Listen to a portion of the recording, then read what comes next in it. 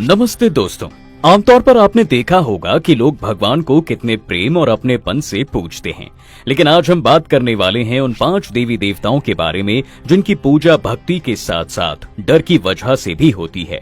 दरअसल दोस्तों, हमारे भारत में जंगल, गांव और पहाड़ों की गहराइयों में एक अलग ही दुनिया बसती है। यहाँ की कहानियां, रीति रिवाज और पूजा की परंपराएं ऐसी हैं कि तुम्बाड़ और कांतारा जैसी फिल्में भी फीकी पड़ जाएं। तुम्बाड़ में हमने हस्तर को देखा जो लालच का प्रतीक था, और कांतारा में भूत कोला के रोंगटे खड़े करने वाले रिचुअल्स को जो काफी रोमांचक थे। ये सभी कहानियां गांव कस्बों में आज भी चल रही कहानियों या परंपराओं पर आधारित थी। रियल लाइफ में महाराष्ट्र, कर्नाटक, तमिलनाडु, उत्तराखंड और आंध्र प्रदेश के गांवों में आज भी ऐसी कई परंपराएं जिंदा हैं जिनके बारे में सुनकर आप हैरान रह जाएंगे। तो फिर चलिए, आज हम खोलने जा रहे हैं भारत के उन डरावने रहस्यों का पिटारा जिनके बारे में शायद आपने कभी नहीं सुना होगा। और हाँ, अगर आपको भी लगता है कि आपके गांव में भी कोई ऐसी कहानी या परंपरा है तो कमेंट बॉक्स में जरूर बताएं। साथ ही वीडियो को लाइक कर हमारे चैनल को भी सब्सक्राइब करना ना भूलें। चलिए वीडियो की शुरुआत करते हैं। दोस्तों, इस कड़ी में सबसे पहले बात करते हैं मल्हारी की, जिन्हें लोग भगवान शिव का एक ऐसा अवतार मानते हैं जिनके सामने राक्षस भी थर थर कांपते हैं। असल में मल्हारी का मतलब होता है मल को हराने वाला। लेकिन ये मल कौन था? चलिए इसकी कहानी को समझते हैं। दरअसल प्राचीन काल में 2 राक्षस भाई थे, मल और मणि। इन दोनों ने ब्रह्मा जी की कठिन तपस्या की और बदले में अनलिमिटेड पावर और अमृतत्व का वरदान मांग लिया। लेकिन जैसे ही उन्हें ये वरदान मिला, दोनों ने धरती और स्वर्ग में हाहाकार मचा दिया। ऋषि मुनि, साधारण लोग, यहाँ तक कि देवता भी इनके आतंक से परेशान हो गए। कोई रास्ता ना दिखा तो सभी ने महादेव की शरण ली, और तब महादेव ने लिया मार्तंड भैरव का रूप। 3 आंखें, माथे पर चमकता चांद, हल्दी से पुता शरीर और हाथ में चमकती तलवार, मानो सूरज खुद धरती पर उतर आया हो। और फिर जब नंदी पर सवार होकर अपनी सेना के साथ वो युद्ध में निकले तो कार्तिक मास की अमावस्या को शुरू हुआ एक ऐसा घमासान युद्ध जो 6 दिन तक चला, और आखिरकार मल और मणि ने हार मान ली।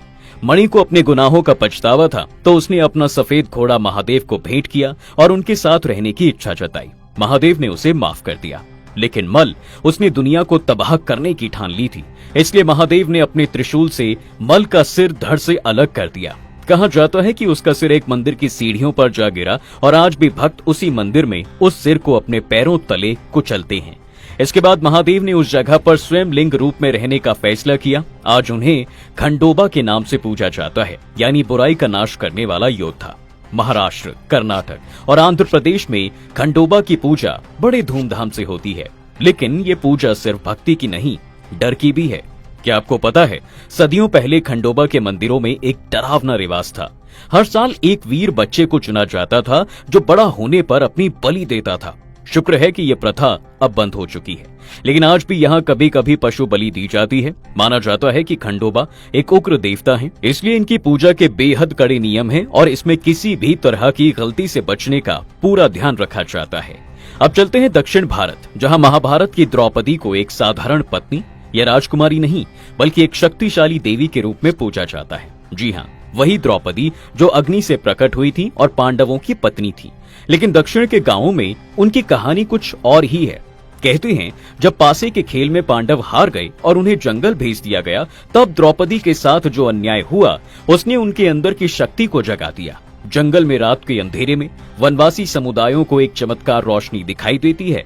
वहां एक विशाल पेड़ के नीचे द्रौपदी बैठी होती थी, लेकिन वो कोई साधारण स्त्री नहीं थी। लोग उन्हें एक विशाल शक्तिशाली देवी के रूप में देखते थे, जिसके सामने जंगल भी कांपता था। गांव वालों ने उनकी पूजा शुरू की और उन्हें मरियम का दर्जा दिया, यानी बारिश कराने वाली माँ, क्योंकि उनकी पूजा के बाद वहां की बंजर जमीन पर बारिश होने लगी। सूखी फसलें हरी भरी हो गईं और बीमारियां, खासकर चेचक, दूर हो गईं। आज तमिलनाडु और कर्नाटक के गांवों में मरियम की पूजा बड़े उत्सव के साथ होती है। रात में तेल के दीपक जलाए जाते हैं और लोग डर और श्रद्धा के साथ उनकी आराधना भी करते हैं। लेकिन दोस्तों, मरियम की पूजा में डर का तड़का भी है। लोग मानते हैं कि अगर उनकी पूजा में जरा सी भी गलती हुई तो उनका प्रकोप गांव पर भारी पड़ सकता है। अब बात करते हैं तमिलनाडु और केरल के गांव के रक्षक अय्यनार की। हर गांव के बाहर आपको उनकी विशाल मूर्ति मिलेगी, हाथ में तलवार, घनी मूछें, बड़ी बड़ी आंखें और उनके साथ एक सफेद घोड़ा। अय्यनार को गांव का चौकीदार माना जाता है, जो रात में जब सब सो रहे होते हैं तब गांव, फसलों और जानवरों की रक्षा करते हैं। हमारे पुराणों में अय्यनार को भगवान शिव और विष्णु की मोहिनी का अवतार का पुत्र बताया जाता है। उनका मतलब है कि विश्व का स्वामी। लोग मानते हैं कि उनके रहते कोई बुरी आत्मा गांव में घुस नहीं सकती, लेकिन उनकी पूजा का तरीका थोड़ा डरावना है। भक्त उन्हें बकरे और मुर्गे की बलि चढ़ाते हैं, और वो भी अय्यनार की तलवार से। दक्षिण भारत में लोग अय्यनार की पूजा भक्ति से कम डर से ज्यादा करते हैं। गांव वाले पारंपरिक कपड़े पहनकर, शरीर पर रंग लगाकर, तलवारों के साथ नृत्य करते हैं। ये उत्सव जितना भव्य है उतना ही रहस्यमय भी है। अब बात करते हैं नृत्य की, जिन्हें विनाश की देवी कहा जाता है। नृत्य का मतलब है धन और समृद्धि से रहित। उत्तर भारत में इन्हें देवी लक्ष्मी की बड़ी बहन अलक्ष्मी भी कहते हैं। वैदिक ग्रंथों में नृत्य को सभी रोगों और दुखों का कारण बताया गया है, लेकिन अगर उनकी सही तरीके से पूजा की जाए तो वो इनसे छुटकारा भी दिला सकती हैं। महाभारत में भी कहा गया है कि नृत्य अधर्म की पत्नी है और भय व मृत्यु उनके पुत्र हैं। ऋग्वेद के मुताबिक जो नृत्य के वश में आ जाता है वो एक गहरे कुएं में फंस जाता है, जहां से निकलना नामुमकिन है। लेकिन सवाल ये है, अगर नृत्य इतनी खतरनाक है तो उन्हें देवी का दर्जा क्यों? कुछ लोग मानते हैं कि लक्ष्मी और समृद्धि तक पहुंचने के लिए पहले नृत्य का प्रकोप सहना पड़ता ही है। आज नृत्य की पूजा लगभग खत्म हो चुकी है, लेकिन कुछ गांवों में उनका प्रभाव आज भी देखा जाता है। और अंत में अब बात करते हैं दोस्तों उत्तराखंड के मसाण के बारे में।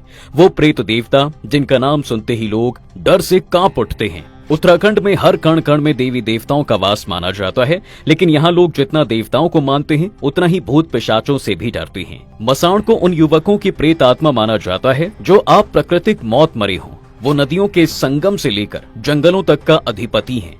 कहते हैं मसाण लड़कियों और बच्चों को ज्यादा परेशान करते हैं।